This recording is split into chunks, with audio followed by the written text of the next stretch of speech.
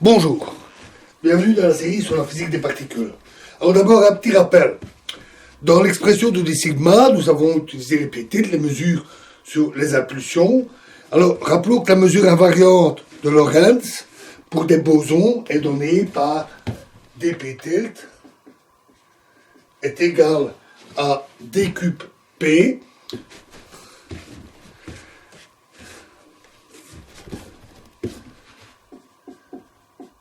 sur 2p0 fois 2p cube.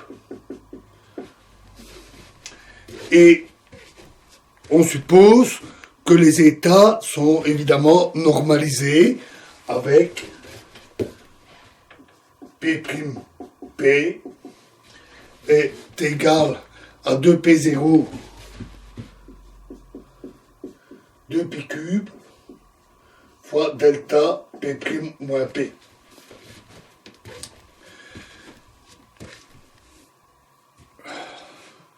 Les états sont générés avec des opérateurs de création sur l'état du vide. Alors pour des fermions massifs, on remplace 2P0 par P0 sur M. C'est ce que nous avions déjà vu. Par exemple, si on a la collision de deux fermions, le 1,5 est alors remplacé par M1 fois M2. Et si dans les particules finales, on a également des fermions, alors dp est égal à dp tilde est alors égal à m sur p0 fois d cube p sur 2p cube. Petit rappel technique, mais important, sinon on paye des facteurs. Et pour des fermions sans masse, évidemment ces relations-là n'ont plus de sens, on garde la mesure qui est utilisée pour les bosons. Voilà pour ce petit rappel technique. Alors, abordons maintenant ce qu'on appelle la théorie asymptotique ou la formulation asymptotique du problème des collisions. Dans les collisions, le problème central, c'est le calcul des éléments de matrice de la matrice S entre des états qui sont sur la couche de masse.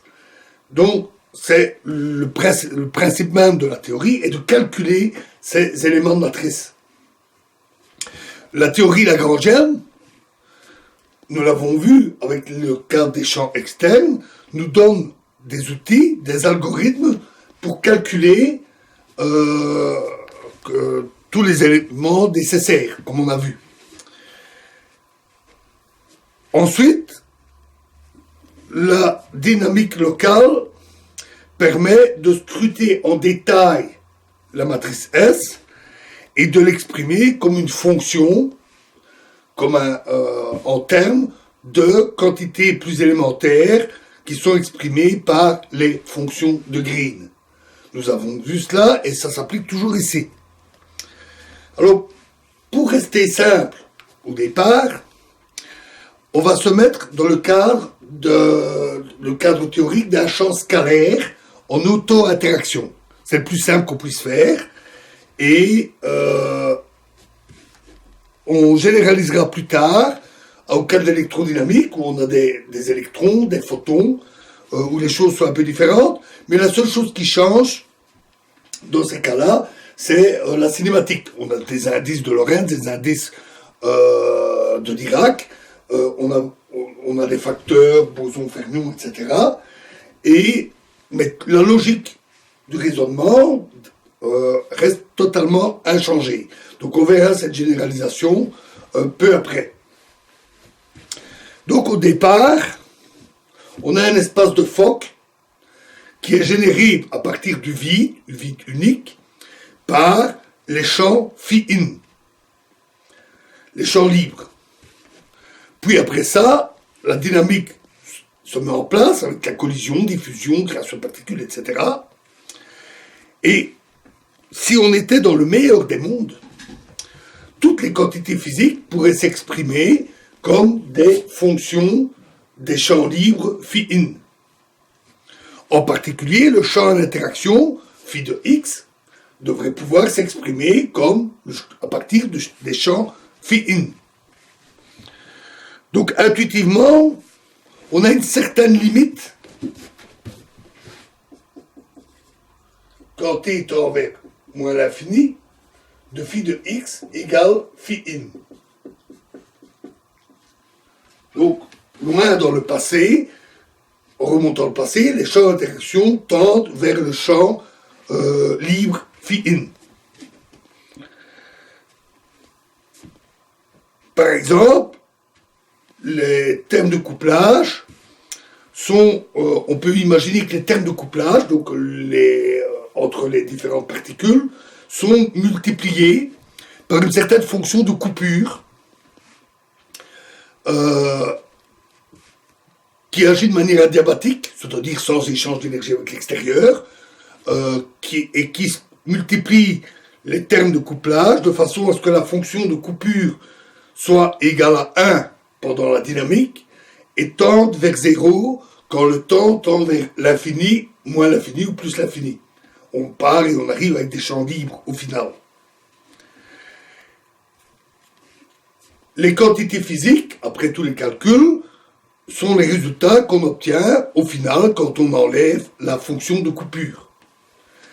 Alors, intuitivement, cela permet de dire qu'avec toutes ces conditions, quand x0 tend vers l'infini, moins l'infini, le champ phi x doit tendre vers un certain z exposant 1,5. Le exposant 1,5 est un peu conventionnel, ce n'est pas très important ici, fois phi de x.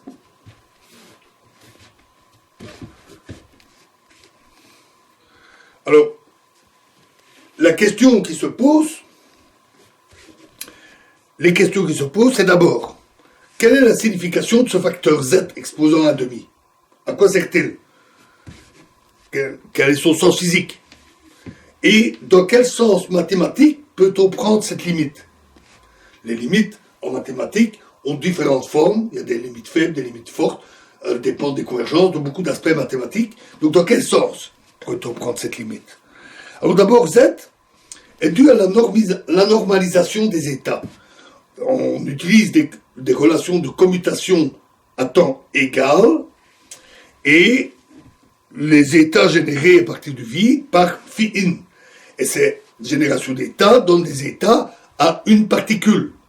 Si on applique un champ, une particule. Tandis que le champ d'interaction, lui, il génère, c'est la dynamique, il va créer des paires de particules. Du moins s'il Lagrange un paire en phi. Sinon, il va créer de simples particules. Mais il va y avoir des particules en plus. Et donc, les amplitudes 1 phi in 0 et 1 phi 0 doivent être différentes. En fait, elles ont la même dépendance en fonction de x.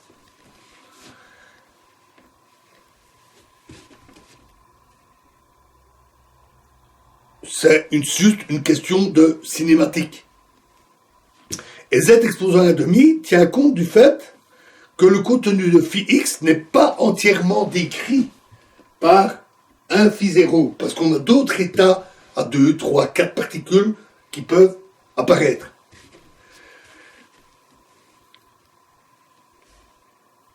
Donc, intuitivement, on peut se dire que z, le facteur z, est un facteur qui doit être quelque chose compris entre 0 et 1. Il exprime cette différence du nombre de particules qui sont créées. Et dans quel sens prend-on la limite ? Alors la limite doit être une limite faible, c'est-à-dire une limite qui s'applique aux éléments de matrice séparément. Parce qu'en effet, si on considérait que c'est une limite forte, et que